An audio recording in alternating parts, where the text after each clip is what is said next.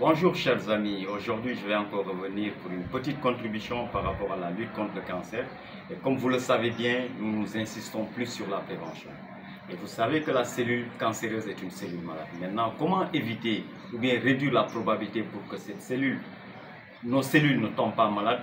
C'est surtout par rapport à un mode de vie qui met en priorité nos cellules.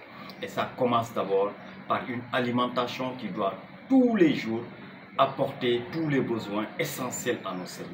Il s'agit des micronutriments, il s'agit des vitamines, des enzymes, de tous ces éléments essentiels au fonctionnement de nos cellules. Nous avons des organes, mes chers amis.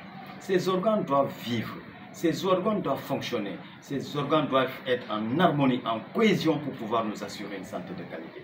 Et notre responsabilité vis-à-vis de nos cellules, c'est d'apporter les micronutriments, les éléments essentiels au fonctionnement de nos cellules, et ça passe par une alimentation vivante.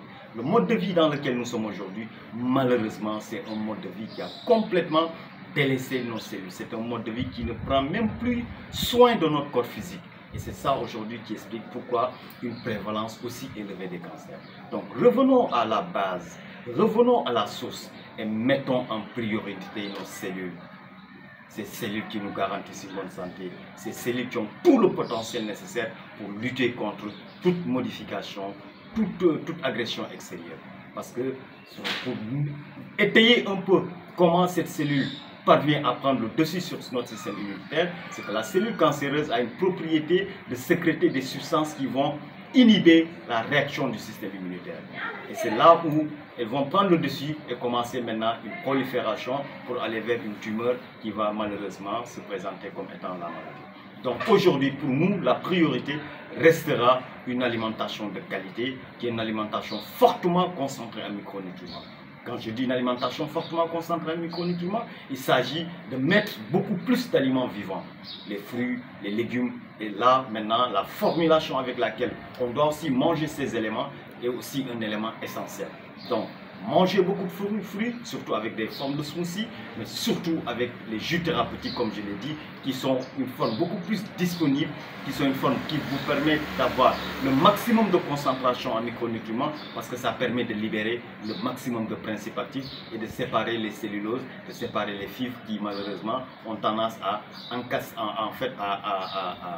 emprisonner les principes actifs. Donc quand on les mâche, on ne parvient pas à libérer ces principes dans leur intégralité. Donc retenez que la meilleure façon de lutter contre le cancer, c'est dans la prévention. Et cette prévention passe obligatoirement par une prise en charge parfaite de nos cellules. Ça veut dire quoi? Donner à manger à nos cellules, leur donner de l'eau de qualité, dormir en qualité, surtout faire de l'exercice physique aussi, pour bien faire un drainage lymphatique, pour bien irriguer nos organes, pour apporter assez d'oxygène, mais surtout aussi lutter contre les émotions désagréables. Parce que n'oubliez pas aussi qu'à côté de l'alimentation, le stress, l'angoisse, la peur, le désarroi, la préoccupation, toutes ces émotions malheureusement ont aujourd'hui comme conséquence de favoriser la survenue du cancer. Et c'est là où franchement, il ne faudrait jamais oublier ce ratio. Sur 5 cas de cancer, les 3 sont plus liés à ces émotions désagréables. Et le stress est le facteur le plus déterminant. Donc aujourd'hui, le message ou bien la contribution que je voudrais apporter, c'est d'insister sur le fait que la cellule doit manger de la meilleure des façons pour qu'elle puisse assurer sa fonction de façon exceptionnelle.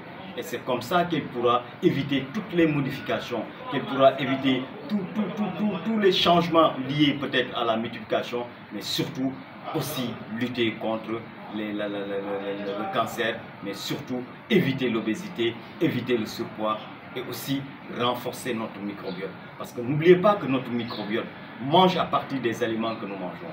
Notre microbiote se nourrit des fibres que nous mangeons, qu'on appelle les prébiotiques. Et c'est ça qui permet à ce levier numéro 1 de notre système immunitaire de pouvoir lutter contre toute possibilité de cancérisation de nos cellules. Parce que c'est ça qu'il faudrait retenir. Nous sommes protégés par notre système immunitaire. C'est notre système immunitaire qui fait toutes les corrections, parce que tous les jours, il y a des cellules malades qui se présentent dans notre corps. Mais notre système a la capacité de faire les corrections, de faire les réparations, de faire tout ce qu'il faut pour éliminer ces cellules anormales. Sauf que dans certains cas, si le système immunitaire est défaillant, c'est là où cette transformation, cette anomalie pourrait éventuellement se proliférer et aller vers un cancer. Donc en résumé, retenez mes chers amis qu'il faut mettre en priorité l'alimentation. Et dans l'alimentation, comme je l'ai dit, c'est le maximum de fruits sous forme de smoothie, c'est le maximum de jus, de fruits, de légumes du moins, sous forme de jus thérapeutique, mais aussi le maximum de sommeil de qualité, le maximum d'activité physique, et aussi rester très zen, très calme, parce que c'est dans ça qu'on pourra éventuellement avoir un mode de vie qui peut nous aider à lutter contre le cancer. Merci.